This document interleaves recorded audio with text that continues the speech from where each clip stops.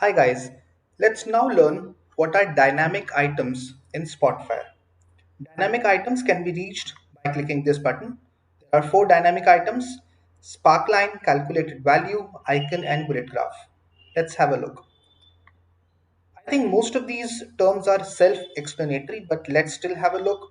What is a spark line? You can create a spark line by just confirming. It will automatically create something for you. If you have to edit it, just go ahead, change the axis. Let's say you don't want employee, but you want customer. Just go ahead, change it. You don't want sum of freight. You might want the unique count of order ID.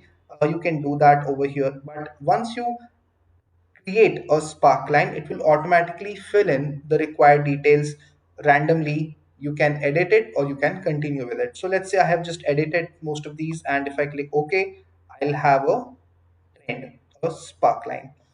Okay. Next, let's have a calculated value. Calculated value are one of the most used dynamic items in Spotfire, and this can be used to show KPIs on the top. You might have to show certain numbers that are changing as per the filters, some important numbers, KPIs that should be on the top. So those are the calculated values that you have to be creating over here. You can just make sure that the data table is right by clicking on data.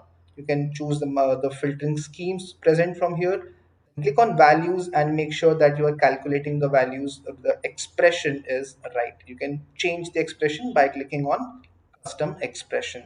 Once you have confirmed that the expression is right, click on OK, and you will have a the number right over here. Let's say if this is the KPI, you want to highlight it, just select this once, click on format, make the size a bit bigger, let's say 18, make it bold, and let's just change the font as well a bit, and you might want to put Arial black. So that's how the number will look like now. Now let's say the third kind of dynamic item I want to show is the icon. Let's say you want to show that if this unique count of order ID is above 700, then it gives me a green up arrow bullet, otherwise it gives me a red down arrow bullet. So click on icon and go to icon, and unique count of order ID is what we are showing. Close this rule and add a new rule. So this rule should say that if it is greater than or equal to a certain value, which is let's say 700, then it should give me a green color up symbol. So these are the different shapes that you can have as the icons. Click on OK. Add another rule which says that if it is less than the value of 700, then you should give me a red down arrow icon. Click on OK. Let's have the icon size of the biggest, alignment as center, and click on OK.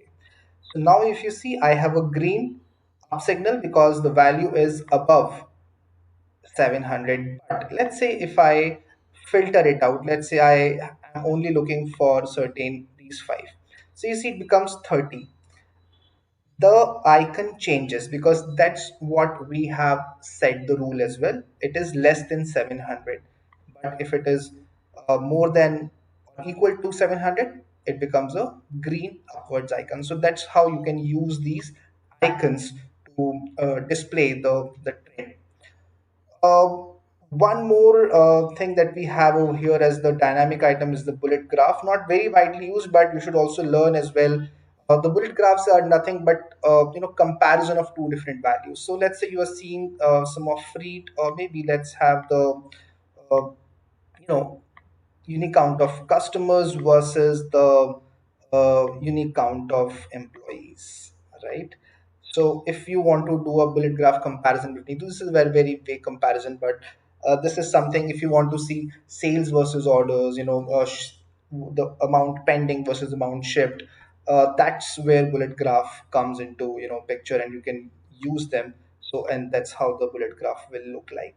So those are the multiple action control, the dynamic items. There's a spark line, there's a calculated value, very widely used, the icons, the bullet graphs, and these are the things that you can do all only in a text area. In the next video, let's talk more what we can do in the text area. Till then, bye bye.